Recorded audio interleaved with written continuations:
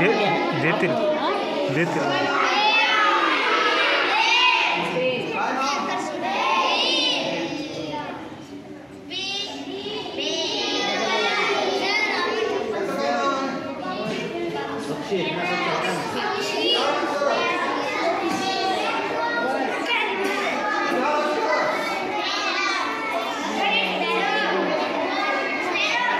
घाणपाणी सगळीकडे पसरतं. जे प्लास्टिक आहे ते नदी नाले ओढ याच्या माध्यमातून वाहत समुद्रामध्ये जाऊन पोहोचतं. समुद्रामध्ये इतक्या प्रचंड प्रमाणावर प्लास्टिक गेल्याच्या नंतर समुद्री जीव जे आहेत ते मासव असेल, मासे असेल, कासव आणि इतर समुद्री प्राणी त्यांच्या पोटात आज 50% प्राण्यांच्या पोटात प्लास्टिक आढळून येतं आणि येत्या काही वर्षात 90% प्राण्यांच्या समुद्री प्राण्यांच्या पोटात प्लास्टिक आढळणार आहे. इतकं प्रचंड प्लास्टिक पृथ्वीवरून समुद्रात गेल्यामुळे द ग्रेट गार्बेज पॅच या नावाचे भारतासारख्या प्रचंड आकाराचे प्लास्टिक कचऱ्याचे ढिगारे आज समुद्रात आपल्याला तरंगताना दिसत आहेत. माणसावर, जीवसृष्टीवर, पर्यावरणावर, झाडे, सगळं म्हणजे जे काही पर्यावरण आहे त्याच्यावरती ह्या प्लास्टिक प्रदूषणाचा विपरीत असा परिणाम होत असतो. आणि तुम्ही जर आज कचऱ्यामध्ये बघितलं तर तुम्हाला त्या कचऱ्याच्या ढिगाऱ्यामध्ये सिंगल यूज प्लास्टिक जास्त प्रमाणात दिसतं. सिंगल यूज प्लास्टिक म्हणजे काय? काय असतं single use plastic? Single use plastic म्हणजे एकदा वापरून फेकून देण्याचं प्लास्टिक. काही सेकंद वापरतो, काही तास वापरतो, काही मिनिटं वापरतो, फेकून देतो आणि मग ते कचऱ्याच्या ढिगाऱ्यात वाढ होते. आणि त्याच्यानंतर पुढे जे काही दुष्परिणाम आहेत ते तुम्हाला फार जास्त डिटेल मी सांगत नाही, पण तुम्हाला परत बसले वाटतं त्या खांबाजवळ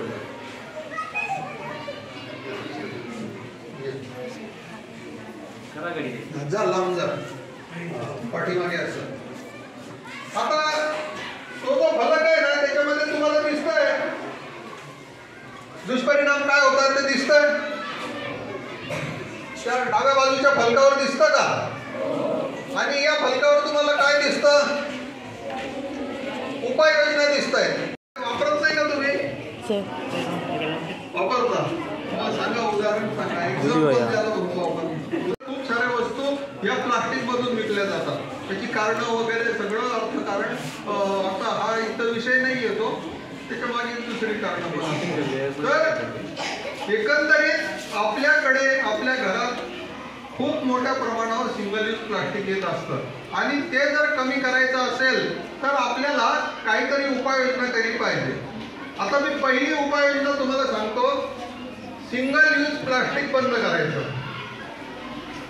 कारण सगळ्यात पहिली तुम्हाला यादी करावी लागेल सिंगल यूज प्लास्टिकची, बरोबर आहे? आणि मग ती यादी केल्याच्या नंतर जर तुमच्याकडे 10 वस्तूची यादी झाली तर एकच वस्तू बंद करा. भारी आहे का? जड आहे का? होऊ शकतं. 10 वस्तूमधून एक वस्तू बंद करा. एक वस्तू बंद केल्याच्या नंतर 9 राहिल्या. मग तुम्हाला थोडा कॉन्फिडन्स आला की नाही? आपण एक करू शकतो, बंद करू शकतो, प्लास्टिक कचरा कमी करू शकतो. मग तुम्ही 9 मधून एक वस्तू कमी करा. किती राहिल्या? 8 मधून एक कमी करा. आणि मग हे तुम्ही टप्प्याटप्प्याने पुढे जायचं आहे. ठीक आहे? तुम्हाला इथून डायरेक्ट पुढे लांबची मारायची नाहीये. एक एक स्टेपने आपल्याला पुढे जायचं आहे. तर पहिला जो उपाय मी सांगितला तो आहे refuse disposable. Refuse single use plastic. एकदा वापरून फेकून देण्याच्या प्लास्टिकला नकार देणे. समजलं? हा पहिला उपाय तुम्ही करू शकता. हा पहिला उपाय जर तुम्ही केला तर तुमच्या कचऱ्यामध्ये 100% कमी होणारच आहे. निम्म्यावर येईल तुमचा कचरा. तुम्ही करून बघा. त्याच्यानंतर पुढचा उपाय आपण बघूया, रिड्यूस. रिड्यूस म्हणजे कमी करणे, बरोबर? काय कमी करायचं आहे आपल्याला? प्लास्टिकचा वापर कमी करायचा. साहजिकच कचरा कमी होईल आणि दुष्परिणाम कमी होईल. ठीक आहे? त्याच्या पुढचा उपाय आहे रियूज. रियूज माहित आहे तुम्हाला? रियूज म्हणजे काय? री म्हणजे काय? पुन्हा, आणि यूज म्हणजे वापर. एखादी वस्तू आपल्याकडे आहे तिचा पुन्हा पुन्हा वापर करायचा, बरोबर. आता पुन्हा पुन्हा वापर करायचा म्हणजे किती दिवस वापर करणार सांगा बरं. 1 महिना, 1 वर्ष, 10 वर्ष, किती दिवस वापर करणार. हा, तुम्ही ब्रश किती दिवस वापरता. किती दिवस. ब्रश किती दिवस वापरता. तुमचा प्लास्टिकचा मग असतो ना, तो किती दिवस वापरता. बकेट किती दिवस. आता ही खुर्ची ही किती दिवस वापरता. तुम्हाला अंदाज आला का मी काय विचारतोय. ब्रश आहे ना, तो तुमचा 2-3 महिन्यात तुम्ही वापरून फेकून देणार, ठीक आहे. तुमचा मग आहे हा साधारणपणे 2 वर्ष कदाचित चालेल. ती खुर्ची आहे ही कदाचित 5 वर्ष चालेल. म्हणजे आपल्याला प्लास्टिकची वस्तू कुठपर्यंत वापरायची आहे. खराब होईपर्यंत, ठीक आहे. आता तुमच्या लक्षात आलं. 1 दिवसात खराब होऊ द्या, नाही तर 1 महिन्यात, नाही तर 1 वर्षात. ती वस्तू निकामी होईपर्यंत आपण वापरणार आहे, बरोबर आहे. पुन्हा पुन्हा तिचा वापर करणार आहे, रियूज करणार आहे. तो उपाय झाल्याच्या नंतर, तिसरा उपाय झाल्याच्या नंतर आपल्याला पुढचा उपाय त्याला जोडू नये. कारण निकामी झाल्यानंतर आपल्याला काहीतरी करावं लागेल की नाही. काहीतरी करावं लागेल. तुम्ही काय करणार सांगा.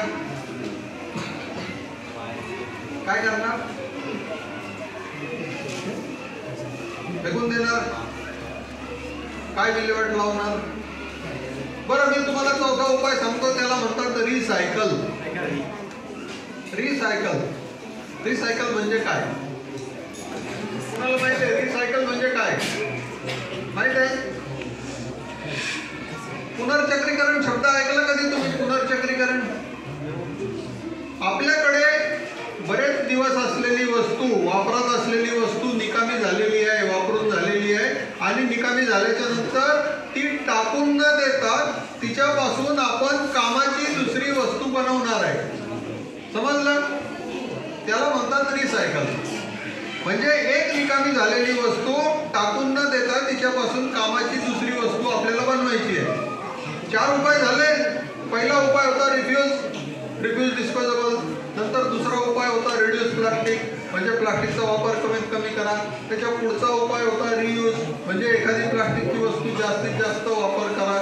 आणि चौथा उपाय होता की जास्तीत जास्त वापरलेली वस्तू निकामी ज्यावेळी होते त्यावेळी ती टाकून न देता तिच्यापासून कामाची दुसरी वस्तू बनवायची. झाले 4 उपाययोजना समजल्या तुम्हाला. आता आपण प्रत्यक्ष उपाययोजना करूया.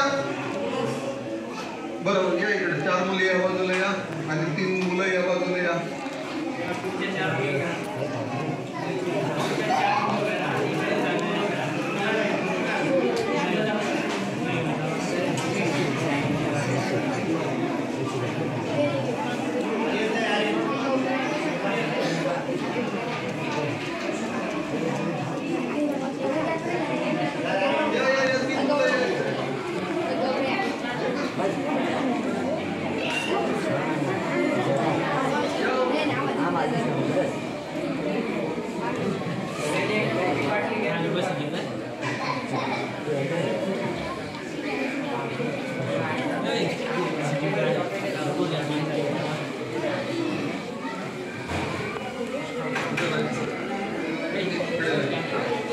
आपल्याला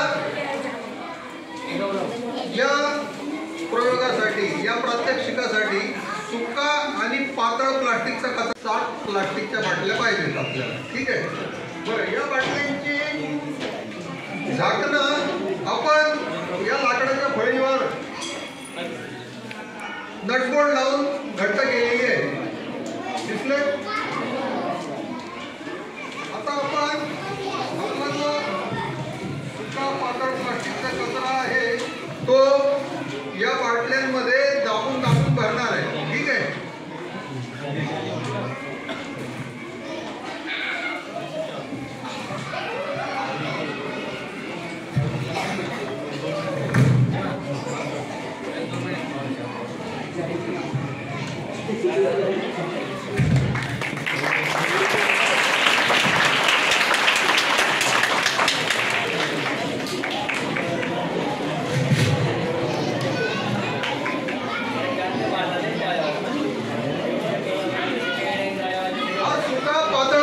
आता कसं आपण दाबून दाबून बाटल्यांमध्ये भरणार आहे.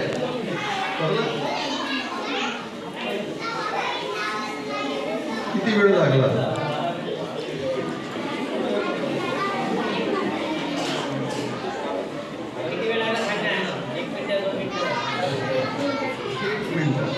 मेहनत किती लागली?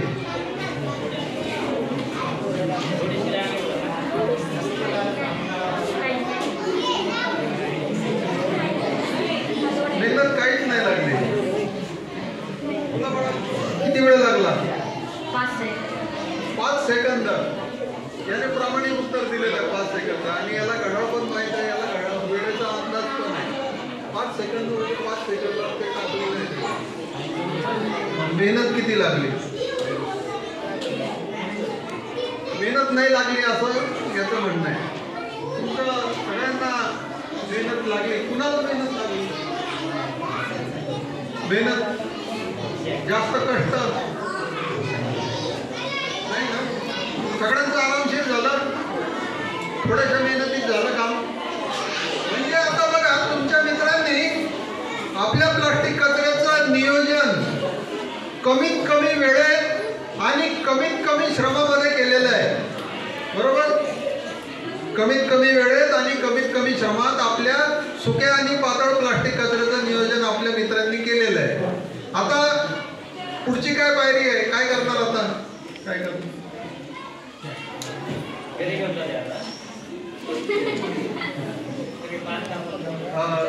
झाकण लावूया आपण आता. हा, ठीक आहे, करा.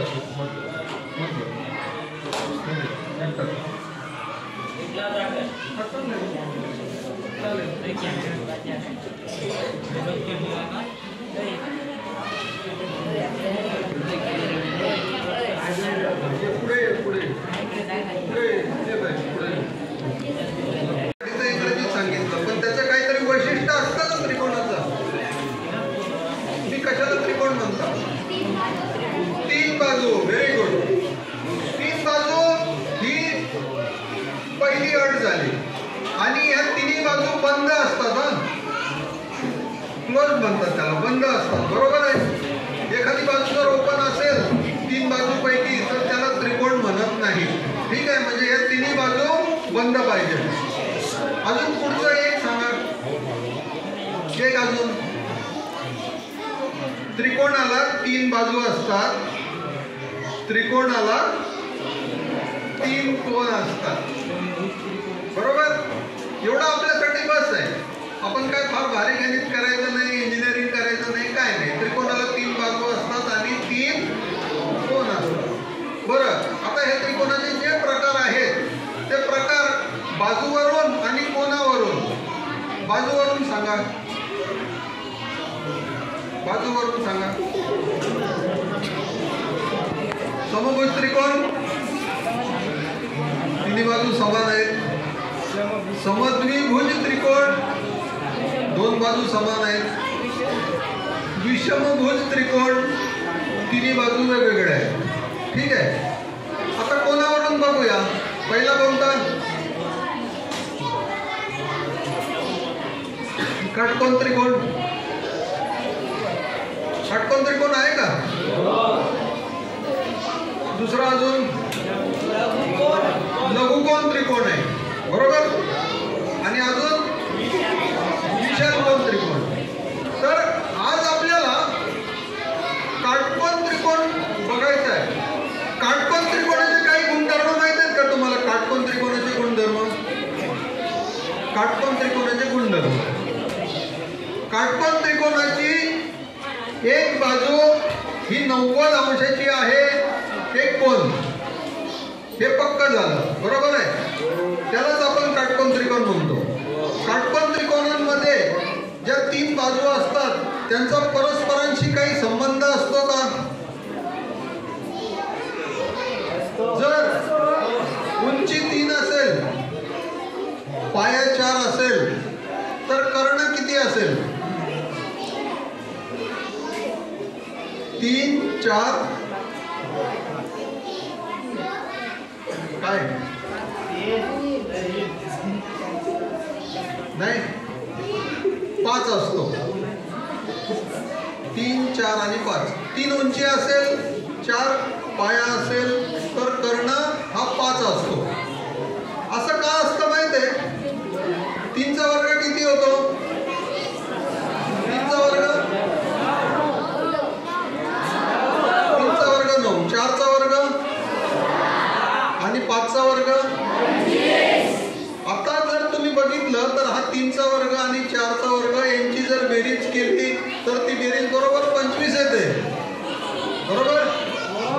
म्हणजेच काटकोन त्रिकोणामध्ये उंचीचा वर्ग अधिक पायाचा वर्ग बरोबर कर्णाचा वर्ग. हे सूत्र समजलं तुम्हाला? a² + b² = c². ठीक आहे. काटकोन त्रिकोणाचं हे एक सूत्र समजलं तुम्हाला? बरं, त्याचं आपण प्रात्यक्षिक बघायचं का?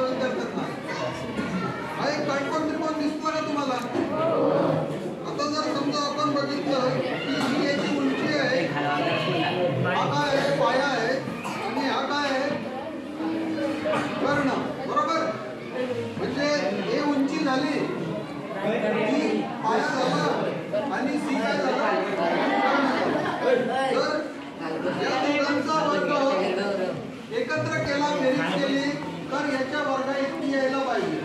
बरोबर आहे? आता आपण बघूया.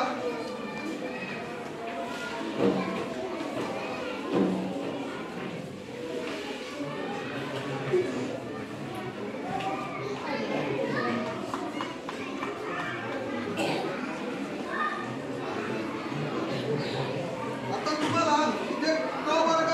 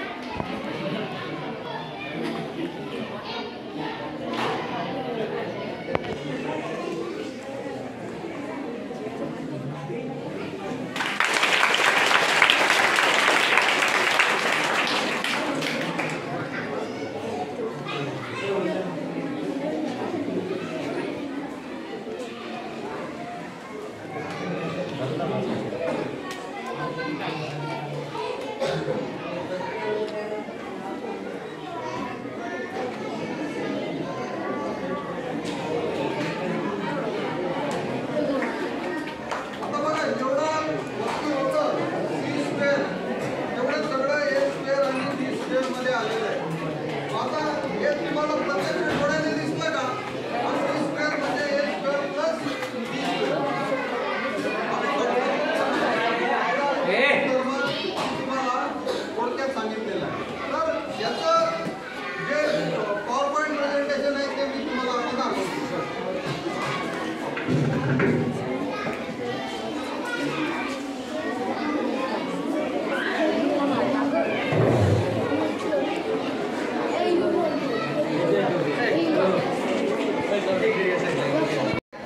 Pythagorean theorem. आता हे पायथागोरियन थेरम आपण प्रत्यक्ष डोळ्याने बघूया.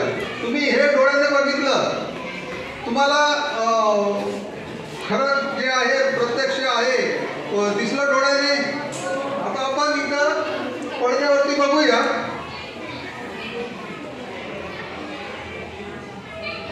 मी आता जे तुम्हाला मराठीत सांगितलं ते इथे इंग्रजीत सांगितलेलं आहे. उंचीचा वर्ग अधिक पायाचा वर्ग बरोबर कर्णाचा वर्ग. a square plus b square is equal to c square. आता इथे आपल्याकडे एक राईट अँगल ट्रायंगल आहे, काटकोन त्रिकोण आहे की नाही?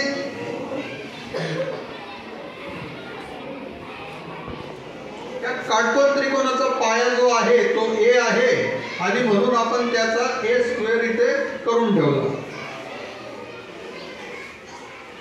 उंची त्याची b आहे आणि b स्क्वेअर आपण बनवून ठेवला. त्याचा कर्ण c आहे म्हणून आपण c चा स्क्वेअर बनवून ठेवला. ठीक आहे. आता या अ वर्ग ब वर्ग आणि क वर्ग मध्ये काय रिलेशन आहे, संबंध आहे हे आपण आता प्रत्यक्ष डोळ्याने बघूया. ठीक आहे.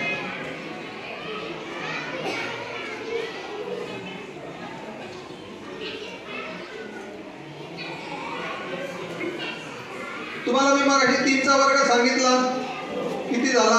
9. ठीक आहे. 4 चा वर्ग किती झाला? 5 चा वर्ग किती झाला? आता आपण 4 चा वर्ग त्या 5 च्या वर्गामध्ये बसवला आणि अजूनही काही जागा तिथे शिल्लक आहे, बरोबर आहे? ती जागा किती आहे? ती जागा इतकी आहे. हे सगळं त्याच्यामध्ये बसेल का? बसेल.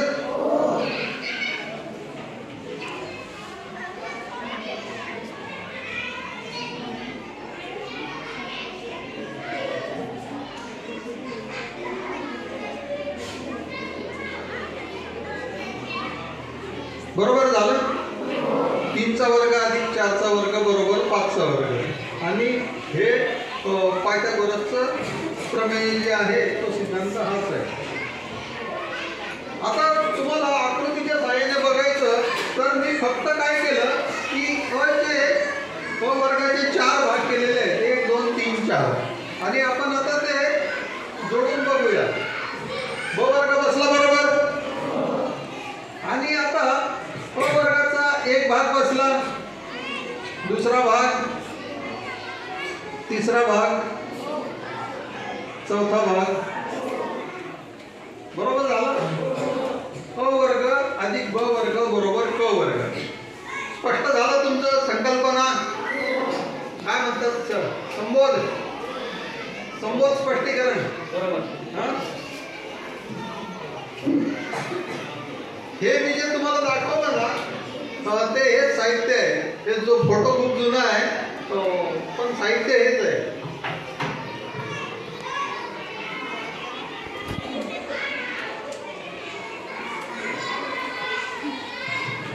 आपण पुढच्या घटकाकडे जाऊया. तुम्हाला अ अधिक ब चा वर्ग माहित आहे? अ अधिक ब चा वर्ग काय असतो? अ अधिक ब चा वर्ग शिकवला का? कितवीला आहे? 8वीला आहे? नाही शिकवला? हा शिकवला. बघायचं.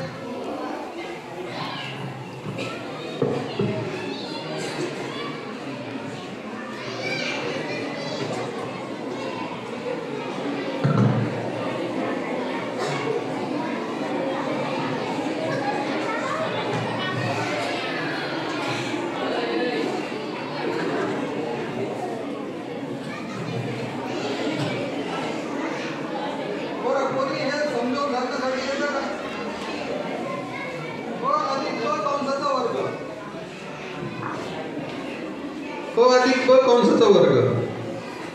हा कोण सांगतं? बरं, या ठिकाणी तुम्हाला अ वर्ग दिसतो का? हा वर्ग आहे. हा ब वर्ग आहे. आणि मग हा शेवटचा काय आहे? हे काय आहे? हा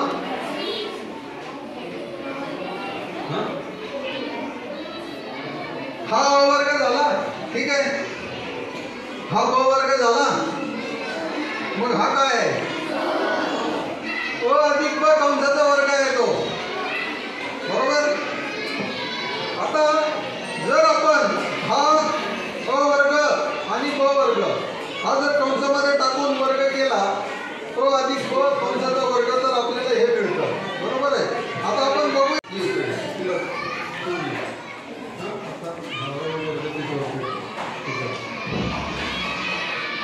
तो वर्ग बरोबर आहे.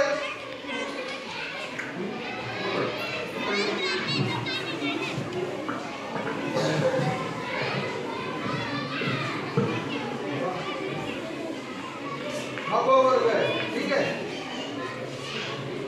ब वेगळा केला तर त्याचा वर्ग तुम्हाला दिसला. ब वेगळा केला तर त्याचा वर्ग तुम्हाला दिसला. आता आपल्याला अ अधिक ब चा वर्ग करायचा आहे. अ अधिक ब चा वर्ग म्हणजे त्याच्या दोन्ही बाजू अ अधिक ब असल्या पाहिजे. बरोबर आहे. आता ही बाजू अ अधिक ब आहे का? खाली अ अधिक ब आहे का? हा ब झाला आणि हा अ झाला म्हणजे अ अधिक ब. ही बाजू अ अधिक ब आहे. बरोबर आहे. आता हा ही दुसरी बाजू काय आहे? अ अधिक ब आहे.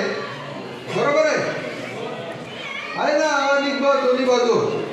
ही बाजू अ अधिक ब, ही बाजू अ अधिक ब. म्हणजे हा जो आकार दिसतोय तुम्हाला अ अधिक ब चा वर्ग आहे. आता तुम्हाला हा अ वर्ग इथे दिसला, हा ब वर्ग इथे दिसला, तरी पण तुम्हाला ते दोन एबी वेगळे दिसतात. ठीक आहे. आणि ते दोन एबी आहेत ते आपल्याला ते दाखवायचे.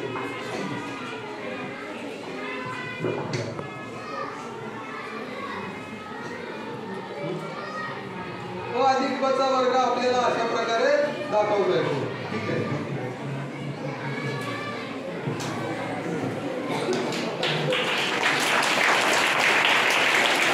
तुम्हाला अ अधिक ब चा घन माहित आहे का? क्यूब. अ अधिक ब चा घन हा नाही माहित. अ अधिक ब चा घन माहित आहे? हे माहित आहे तुम्हाला?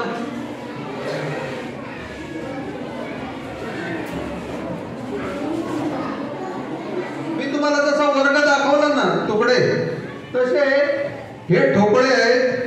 अ घन हे जे तुम्हाला फोड करून दाखवली ना हे सगळे तुकडे याच्यामध्ये आहेत.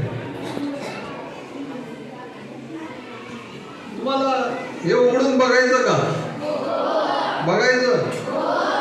पण तुम्हाला तर अ अधिक ब चा घन माहीतच नाही. शिकवला की नाही? नाही शिकवला. शिकवलेला आहे. ठीक आहे. आता बरं आधी सगळ्यात पहिलं मला हे वाचून दाखवा. काय आहे? अ अधिक ब चा घन म्हणजे काय? अ घन अधिक अधिक काय? 3a वर्ग ब अधिक 3ab वर्ग अधिक ब घन. ठीक आहे. B cube. ही a प्लस बी होल क्यूबची फोड झाली. ठीक आहे. मग आता ते बरोबर आहे की नाही हे आपण बघूया.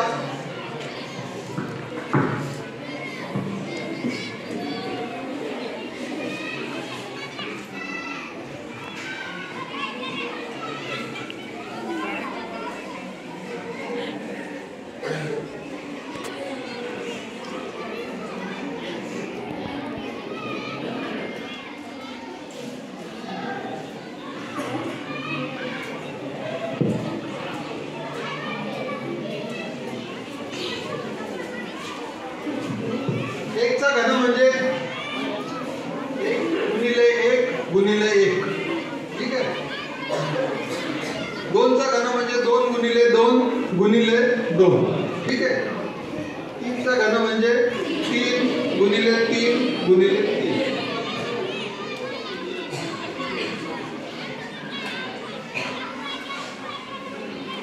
आता ते जर आपण आकड्याच्या हिशोबात असं लिहिलं तर 1 अधिक 2 चा घन केलेला आहे आणि मग त्याची पुढे आपण फोड केलेली आहे.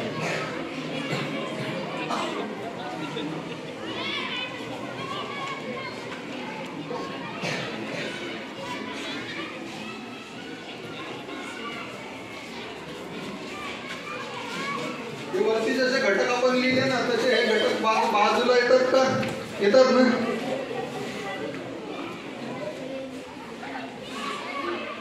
आता हे आकड्यामध्ये समजणं तुम्हाला इतकं सोपं आहे, बरोबर आहे. 1 अधिक 2 खूप सोपं आहे.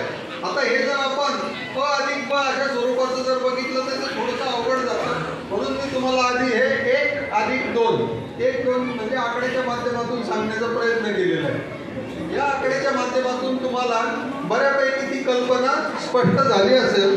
आपण आता क अधिक ब या हिशोबाने बघूया. म्हणजे 1 आणि 2च्या जागी आपण क आणि ब हे अक्षर वापरणार आहोत. वस्तू तीच आहे, बरोबर आहे. फक्त आपण 1 आणि 2च्या जागी क आणि ब वापरलेले आहे.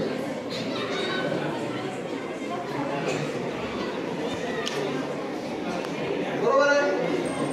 हो घन हा हो घन, ठीक आहे. ब वर्ग ब हा 1 आला. ब वर्ग ब हा दुसरा आला. ब वर्ग ब हा तिसरा आला. तिन्ही आले, बरोबर. आता पुढे जाऊया. ब वर्ग एक घटक आला बाजूला.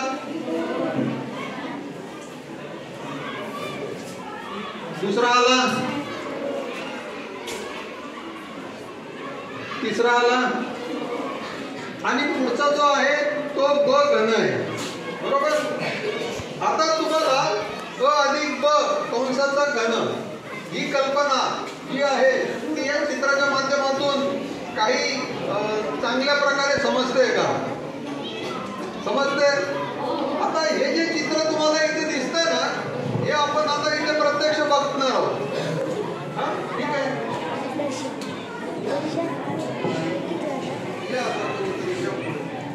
हे तुम्हाला दिसतंय का? क आणि ब कंसाचा घन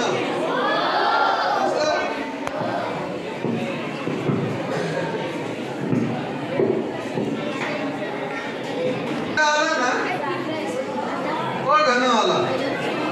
ठीक आहे, दिसलं तुम्हाला. त्याच्यानंतर पुढचं काय आहे? अ वर्ग ब हा अ वर्ग ब आहे.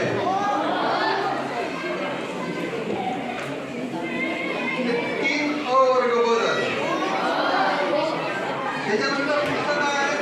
अ ब वर्ग हा काय आहे? अ ब वर्ग. हे 3 अ ब वर्ग आहे. आणि शेवटचा घटक आहे तो ब घन. हा सगळ्या बाजूला सारखा आहे. ब साईड जी आहे, ब आकार तो सगळ्या बाजूला सारखा आहे. आणि मग मी सुरुवातीला जो आकार बनवला होता तो ब आणि ब चा घन आपल्याला याच्यातून दिसतोय. कोण लावतंय?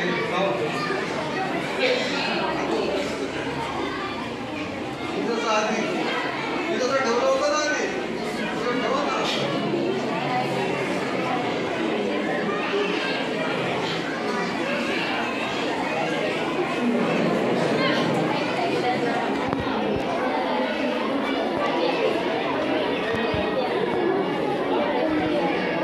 बरोबर झालं?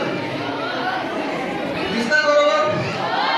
क अधिक ब चा घन आता तुमच्या समोर तयार आहे. ठीक आहे. आपण पुढच्या भागाकडे जाऊया. मध्ये आपण कोण मापक ठेवतो.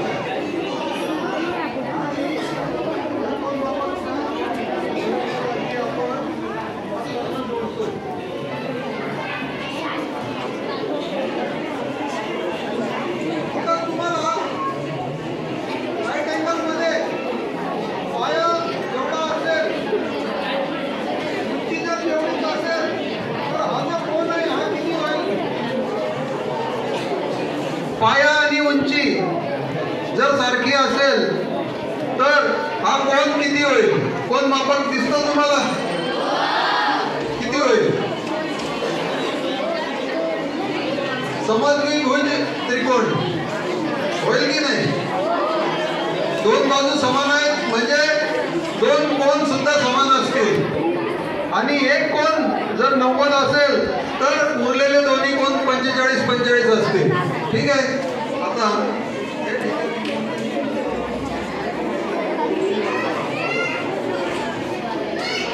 कर लाव.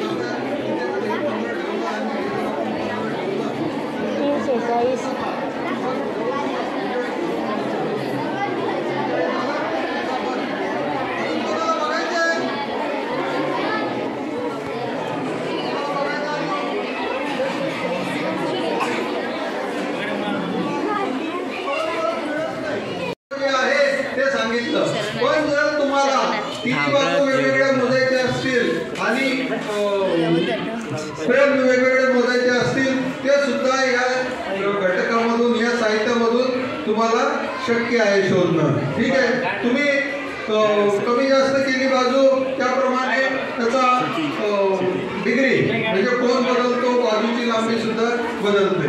आपण आता पुढच्या घटकाकडे जाऊया.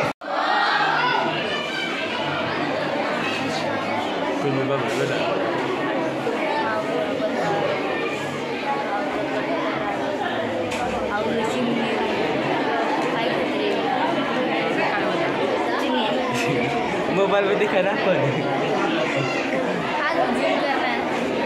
लोग पका झूम जा रहे.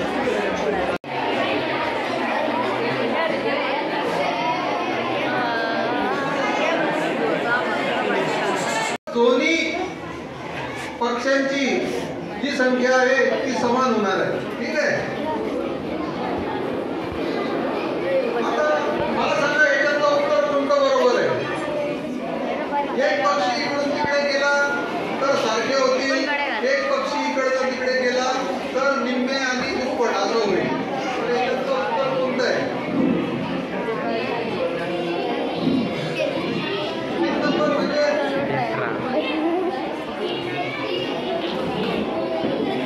ठीक आहे. आपण प्रत्यक्ष बघूया.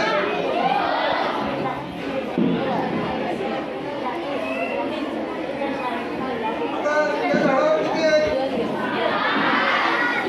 या झाडावर किती आहे.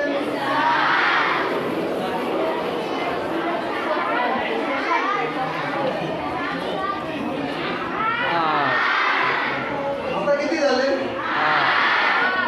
किती 8 आणि तिकडे किती राहिले.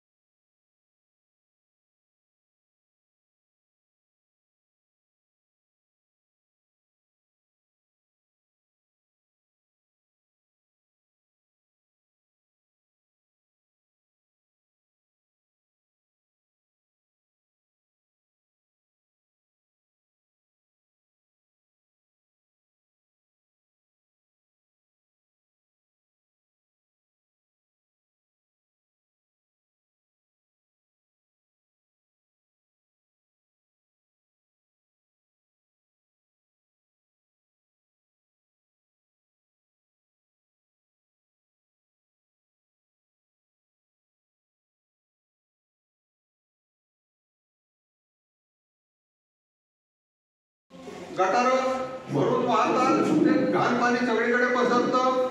बरं, त्याच्यामध्ये काही अन्न वगैरे टाकून दिलेलं असेल आपण, तर ते जनावर अन्नाच्या आशेने खातात आणि त्यांच्या पोटात प्लास्टिक पण जातं, इतर कचरा पण जातो.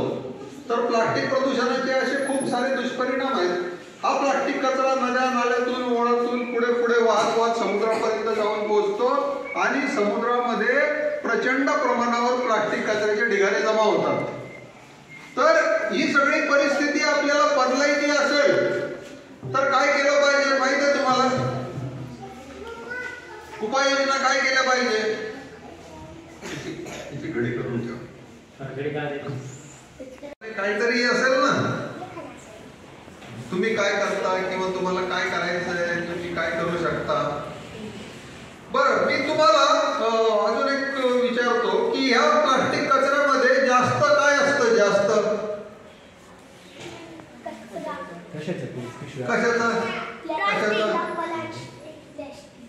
कशाचा असतो? कुरकुरेचा असतो, बिस्किटचा असतो, चॉकलेटचा असतो, किराणा मालातून जे काही प्लास्टिक येतं तो असतो.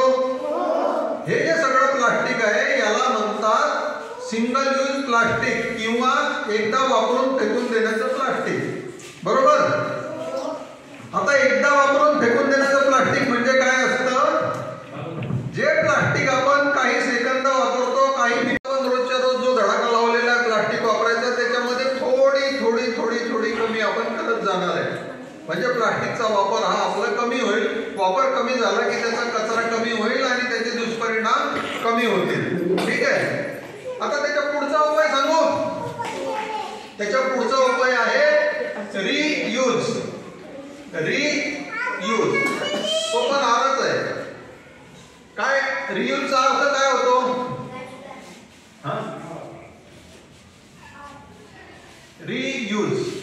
रियूजचा अर्थ काय होतो? री म्हणजे पुन्हा, यूज म्हणजे वापर, म्हणजे ती वस्तू आपल्याला पुन्हा वापरायची आहे. बरोबर? हे बघा, ते पेन्सिल ठेवून. रिसायकल काय म्हणतात? अच्छा, रिसायकल म्हणजे पुनर्चक्रीकरण. त्याचा थोडक्यात मी अर्थ तुम्हाला सांगतो. एखादी निकामी वस्तू असेल तर तिच्यापासून कामाची दुसरी वस्तू बनवायची. बरोबर? समजलं? आता मी तुम्हाला पटपट चारही उपाय सांगतो. पहिला उपाय रिफ्यूज म्हणजे सिंगल यूज प्लास्टिकला नकार द्या. दुसरा उपाय रिड्यूस म्हणजे प्लास्टिक कमीत कमी वापरा. तिसरा उपाय काय? रियूज, ते प्लास्टिक आपल्या वापरात आहे ते जास्तीत जास्त वापर करा. आणि चौथा उपाय आहे जे निकामी झालं वापरून प्लास्टिक ते तुम्ही कामाची दुसरी चांगली वस्तू बनवा आणि त्याचा वापर करा. ठीक आहे. प्लास्टिक प्रदूषणाबद्दल एवढा आपण आता प्रात्यक्षिक बघूया. चालेल? ठेवा, घडी करून ठेवा. कोणाला मुलींना करायचं की मुलांना?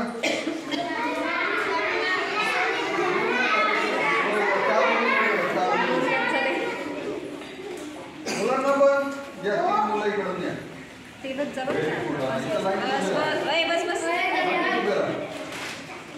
आता ह्या 7 बाटल्या आहे ना, 7 बाटल्या एकेकाला द्या.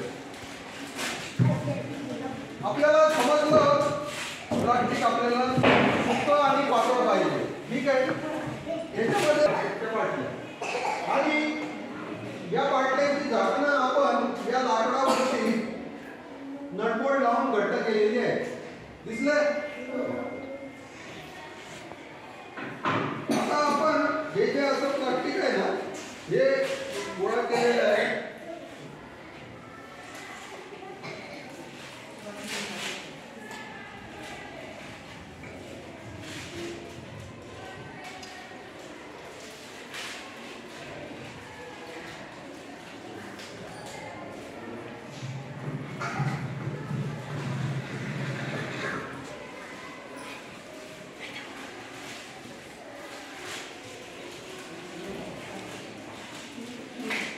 आता काय करायचं?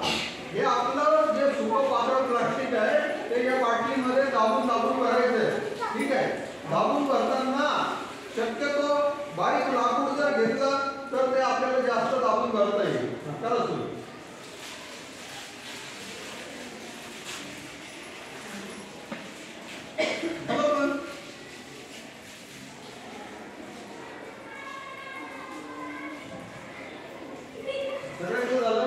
Very good. आता आधी तू सांग, तुला किती वेळ लागला? किती वेळ लागला? तुला किती वेळ लागला? 2 काय? बरं. मेहनत किती लागली? मेहनत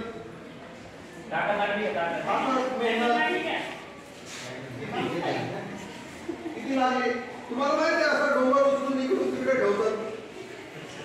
हा ठेवतात.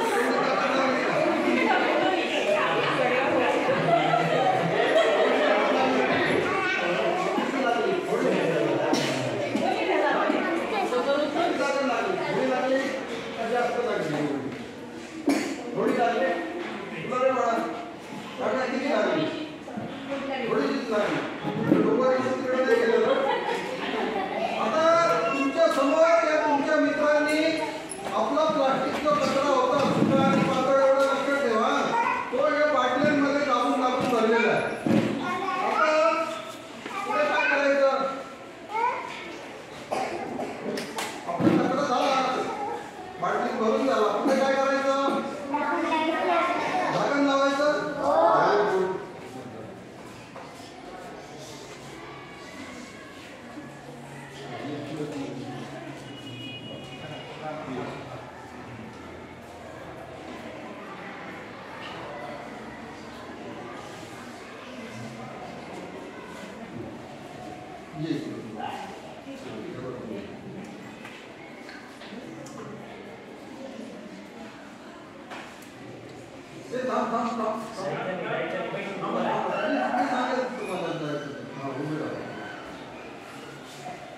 आता थोड्या वेळापूर्वी आपल्याकडे रिकाम्या प्लास्टिकच्या बाटल्या होत्या आणि प्लास्टिकचा सुका पातळ कचरा होता की नाही?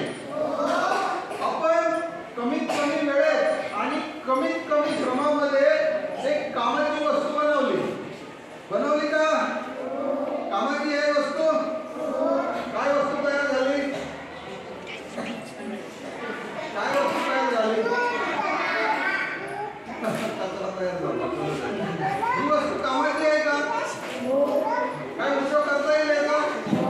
कशासाठी? दुसरा कशाला बसायला होईल. अरे बस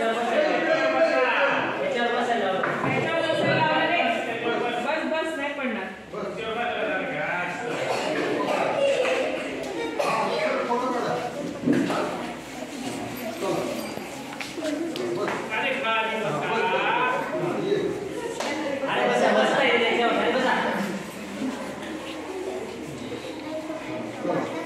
आणि या स्टूलवरती 90 किलो वजनाचा माणूस बसलेला आहे.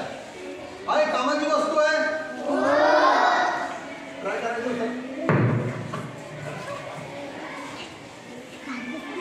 घडी शिकवणार आहे.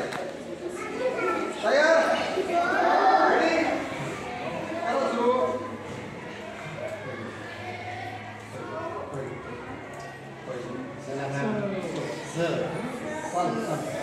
झालं पाहिजे, शेवटपर्यंत पोहोचलं पाहिजे.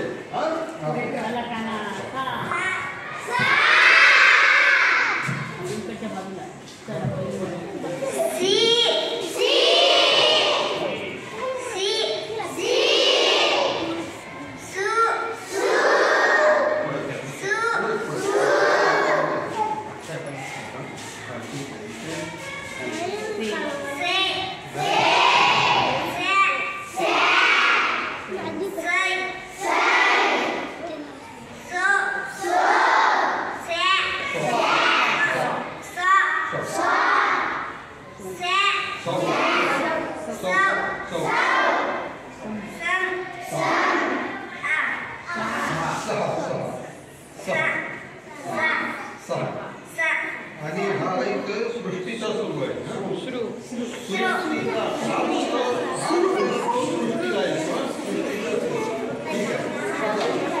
मॅडम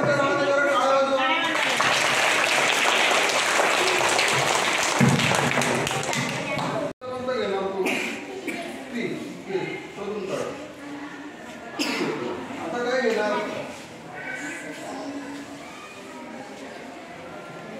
काय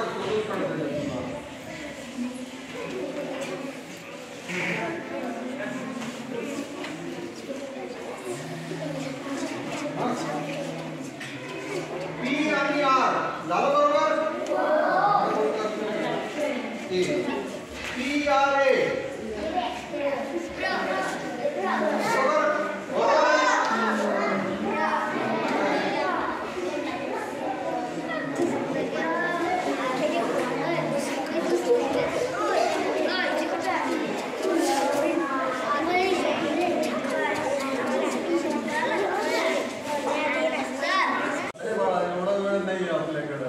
तुम्हाला आता नमुना म्हणून दाखवलं मी.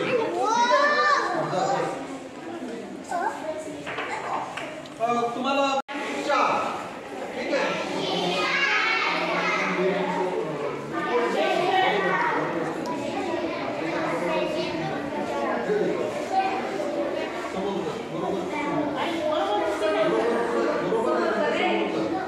बरोबर आहे ना.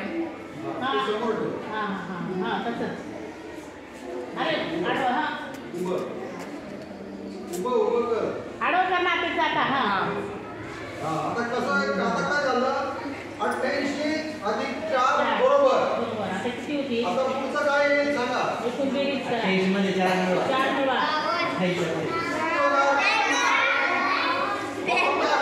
मोठ्या ना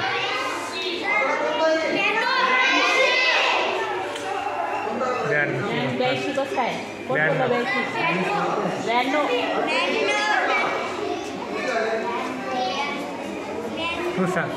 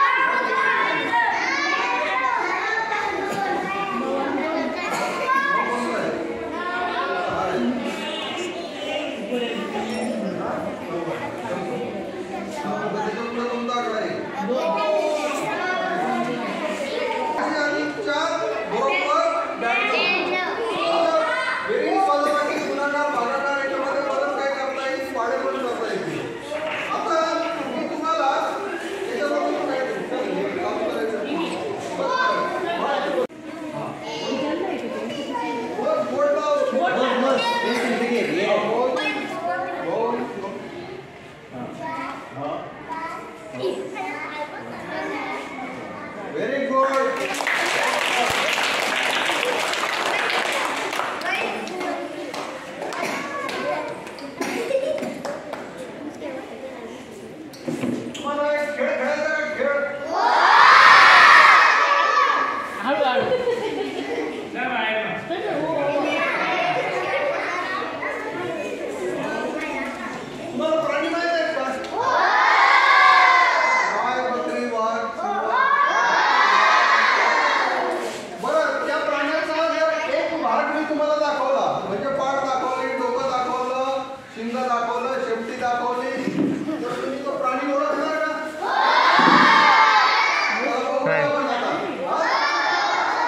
समोर बस.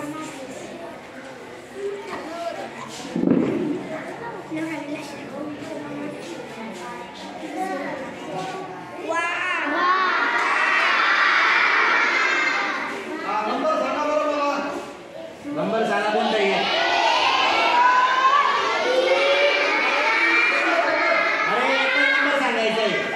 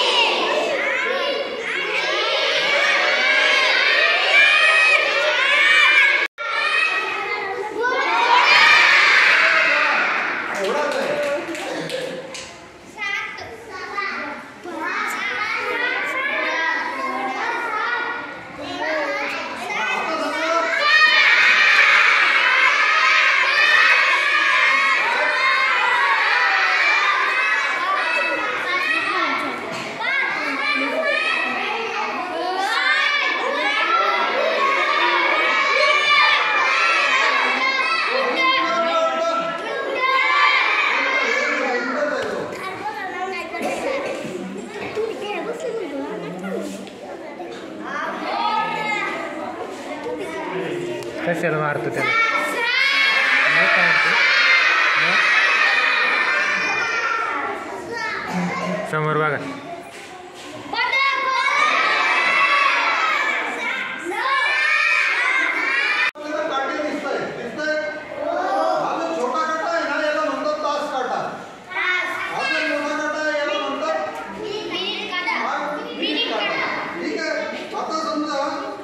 छोटा काटा नंबर आला आणि हा मोठा काटा बरोबर आला.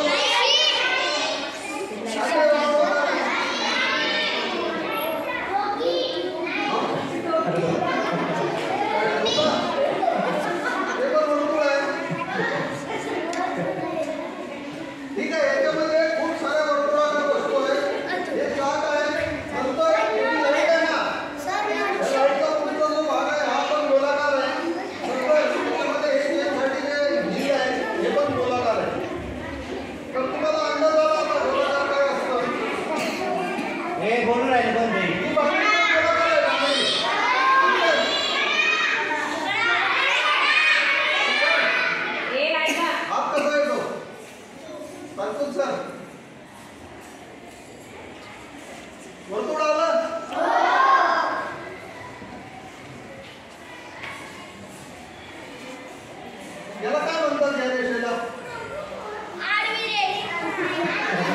चौथीच्या मुलं वर्तुळामध्ये ही जी रेषा आहे याला काय म्हणतात?